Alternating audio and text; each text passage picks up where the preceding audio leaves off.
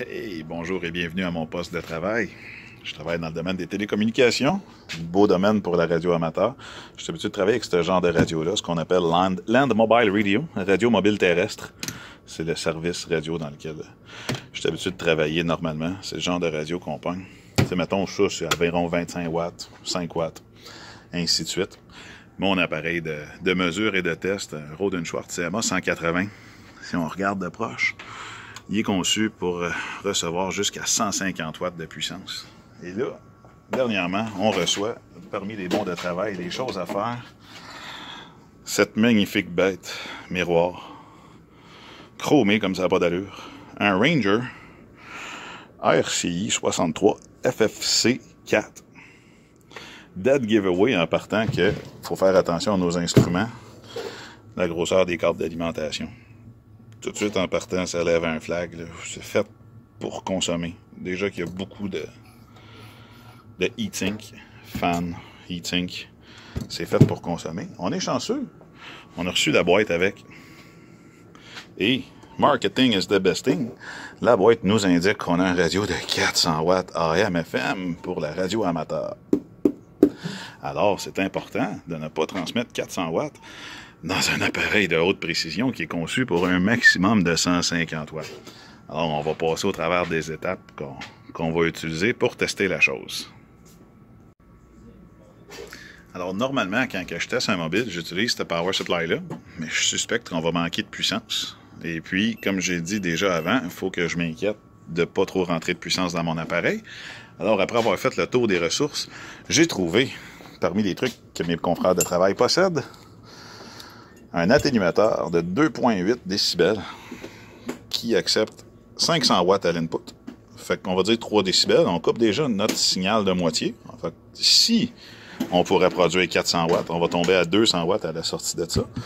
Ensuite de ça, ici, on en a un deuxième atténuateur. Et celui-là, il peut tolérer jusqu'à 150 watts. Donc, je fasse un petit peu attention au début, au cas où que vraiment on dégage 400 watts. Alors, celle-là, c'est un atténuateur de presque 30 dB. Un peu moins de 30 dB. Alors, on va préparer notre setup. Ce qu'on va faire, pour commencer, on va regarder c'est quoi notre fréquence d'intérêt, puis on va regarder c'est quoi notre réelle atténuation, un coup que tout ça est branché ensemble, pour pouvoir dire à l'appareil quel genre d'atténuation il va faire face. Alright, donc à ce point-ci, mon power supply. Le radio est branché sur le power supply. Le signal sort du radio. Rentre dans l'atténuateur qui supporte 500 watts de 3 décibels. Continue dans le deuxième atténuateur de 150 watts de 30 décibels d'atténuation, autour de. Ça va dans une demi-dose. Ceci dit, avant de m'inquiéter d'allumer le radio, on va regarder qu'est-ce qu'il y en a. Ça va être très dur à lire puisque cette affaire-là, c'est totalement miroir. Ici, le contour, c'est le RF Power. On va le mettre au minimum. Ne pas risquer de transmettre de puissance maintenant, ça ne m'intéresse pas. Talkback, pas besoin d'écho, pas besoin de time. La bande, on n'a pas besoin d'y toucher. Il est en mode AM. RF Gain, ça c'est la réception, on s'en fout. Mic Gain, c'est pas bien grave. Squelch, on va le mettre au minimum. Il est à off présentement. J'ai pas de micro, je veux pas que la radio tombe en transmit. Ensuite de ça, ici, du côté Power Supply, je l'ai déjà mesuré. Avant d'allumer le radio, on va s'assurer de réduire l'ampérage. Encore une fois, pour pas qu'il se mette à transmettre sans qu'on le veuille avec sa pleine puissance. Donc, en allumant le radio, on est à la fréquence 28.765. 765. 28.765. Fait que j'ai l'information que je voulais. Alors, ma prochaine étape, c'est l'intention de déterminer à la fréquence 28.7651 quelle est l'atténuation réelle de mon système de câbles, d'atténuation, d'adapteurs, ainsi de suite. Alors, je viens de le pointer, le signal va sortir de mon tracking generator RF out. Comme le signal sort du radio, va rentrer dans l'atténuateur. Ensuite de ça, continuer, rentrer dans le deuxième atténuateur et revenir dans le RF in de l'appareil. Alors, on va se préparer. Peut-être si je travaille avec l'autre main, ça va être plus facile. On va aller en Spectrum Analyzer. Ensuite de ça, ce qui nous intéresse, c'est la fonction Tracking Generator. Alors, on va mettre le générateur pour qu'il suive le spectrum. Notre fréquence d'intérêt est le 28.7651 MHz. Alors, on n'a pas besoin d'un span si grand que ça. Le span, on va le réduire à 10 MHz. C'est encore beaucoup plus large que ce que j'aurais besoin d'analyser. Ensuite de ça, la sortie RF out. Ici, RF setting. Oups. RF setting. RF in. Voilà. Expected power. On va y dire qu'on s'attend à recevoir 0 dBm. Close. On va se mettre un marqueur à la fréquence 28.7651 MHz. On a un marqueur ici. On s'attend à avoir 0 dBm de retour. Présentement, on génère moins 121 dBm. On va se rendre à 0 dBm. J'aurais pu juste puncher le 0, mais on va y aller doucement. Donc, quand je génère 0 dBm à la fréquence 28.7651, à mon marqueur, j'ai une atténuation de 32. Ça bouge un peu trop, on va réduire notre span. On va réduire notre span à 0.5 MHz. Ça pourrait me donner une lecture plus stable, mais pas très. Fait que 32.5, 32.6. On va y aller à 32.6.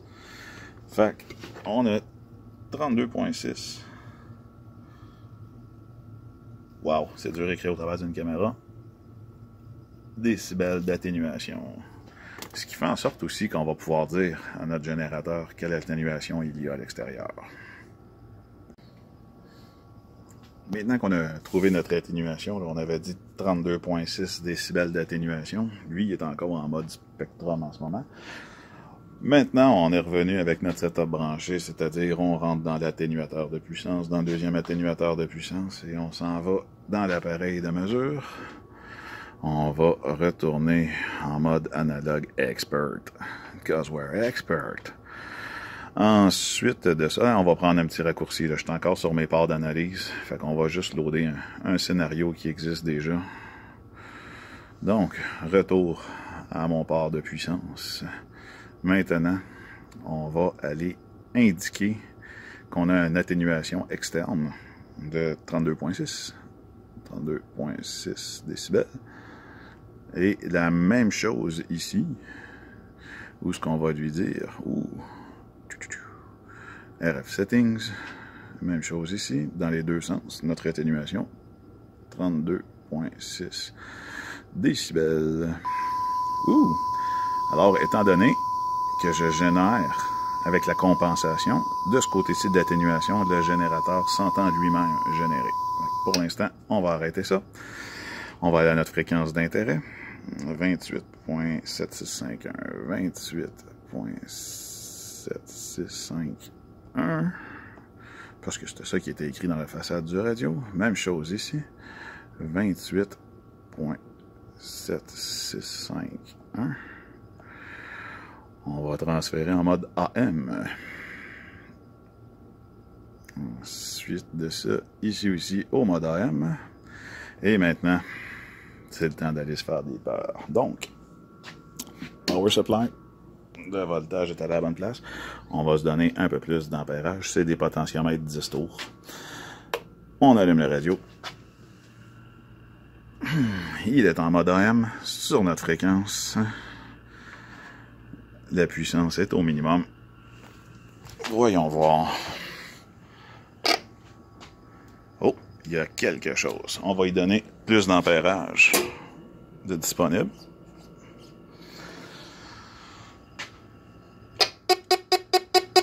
Il y a encore quelque chose. Encore plus de puissance disponible. Oh, le volume est trop fort. Je m'entends en feedback. Alors, tantôt, quand il s'est mis à faire c'est que le radio tombait en panique parce qu'il manquait de puissance. Donc, 1, 2, 1, 2, check, check, check. Il y a beaucoup trop de modulation là-dedans. Fait qu'on est présentement à 9 watts. Pardon pour le son. Si dégueulasse peut-il être, on va réduire notre mic gain. 1, 2, 1, 2, check, check, check. Encore un peu moins, ça va aider. Et mic gain. Donc, on va aller en mode power. Présentement, au minimum, à la fréquence qu'on est en mode AM, on a une puissance de 8.8 watts. Et 1, 2, 1, 2, yeah! On va aller ajuster notre input power. Ça sera pas bien long. 400 watts, yeah! 1, 2, 1, 2, check, check, check, check, check, check, check. Fait que, ça va bien. La dernière ligne, c'est le power. Il y avait ce power. RMS, c'est bizarre. 1, 2, 1, 2, yeah! Maintenant, on va essayer de donner une petite affaire de plus de puissance. On va voir jusqu'où ça mène, cette chose-là. On va dire ça, tout ça. Hop là, on est présentement à 171 watts. Oui, 180. On va retourner dans le mode Power Analyzer. Avant même d'aller en Power Analyzer, on va aller dans RF Result, ici, où ce qu'on peut voir le PEP, Peak Envelope Power, qui est selon le rating de la boîte. 1, 2, 1, 2, yeah! Wow, ça n'a pas de sens! Avec un average de 475 watts. Peak Envelope Power. On va y aller pour la totale de la sauce. Voir qu'est-ce qu'il y en est. Est-ce que c'est stupide ou c'est une bonne idée? Oh, que je suis pas habitué de voir des chiffres comme ça sur mon générateur. Yeah! FM! 500 watts à côté. Ça donne équivalent pour un carrier de 270 watts. La fan vient de partir là-dessus. C'est bon signe. Ici, on va regarder. On n'a pas de chaleur. Pas de chaleur. Une petite affaire de chaleur. Ça paraît qu'il mange un peu de puissance, celui-là. Maintenant, on va aller dans l'onglet Power. Les statistiques sont présentement toutes à 0. 1, 2, 1, 2, check, check, check, check, yeah, je vais ajuster ma puissance maximale. Alors, on peut voir que, on peut pas voir que notre power maximum a été de 542 watts. Vive le AM! Qu'est-ce que ça va faire si je lui dis 600 watts? Oui, il l'accepte. Incroyable, mais vrai. Bien sûr, l'appareil ne peut pas le supporter, mais je suis tellement atténué qu'au moment où on se parle, on a environ 200 milliwatts ou 400 milliwatts qui arrivent dans l'appareil. Hey, hey, hey, check, check, check, check. Wouhou, 1, 2, 1, 2. OK, on va maintenant s'intéresser dans l'autre sens. Faire recevoir des signaux aux radios. Un peu plus de volume. Pas de squelch. Présentement, on est en AM avec 90% de modulation. Et puis, on est à moins 119 dBm. On va monter tranquillement. Oh, on va faire play avant. Bien, c'est parti. Moins 119 dBm. La radio le reçoit très bien. Alors, c'est magnifique. On va monter le signal.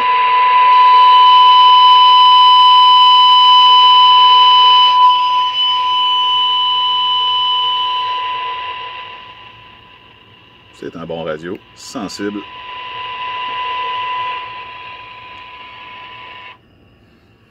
Alright, on va aller faire un tour du côté FM de la force, voir qu'est-ce qu'il y en est.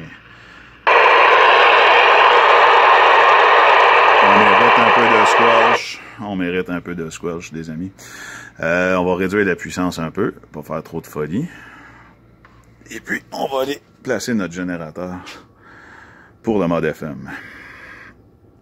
FM. Il n'y a pas de stéréo dans le CB. C'est de la radio amateur, c'est wide. Alors, en mode FM, est-ce qu'il y a moyen de... Bon, on y va comme ça. On va mettre le graphique d'overview.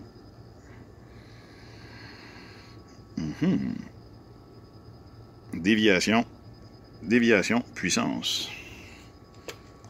Hey, hey, hey, hey! Un beau 157 watts en FM. Une déviation wide de 5.3. On va retourner dans notre onglet de puissance.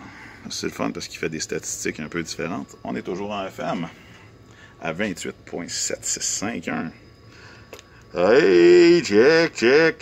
Youhou! 158.93 watts. C'est pas n'importe quoi. Et puis, on va générer dans le radio.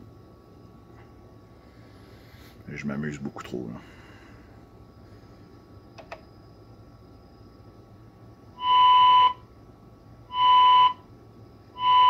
Alors, de la façon que j'ai placé le squelch, il rouvre à 109. Je vais descendre très, très bas. Je vais enlever le squelch sur le radio.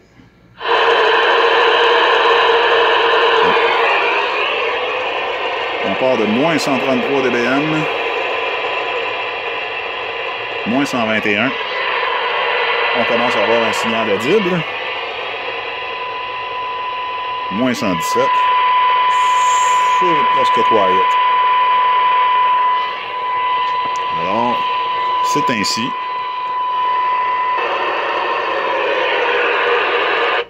C'est ainsi qu'avec les appareils d'une shop de Land Mobile Radio, de radio mobile terrestre, qu'on a vérifié le radio amateur qui transmet plus de 400 watts en AM, avec notre super générateur CMA 180 de Rohde & Schwarz.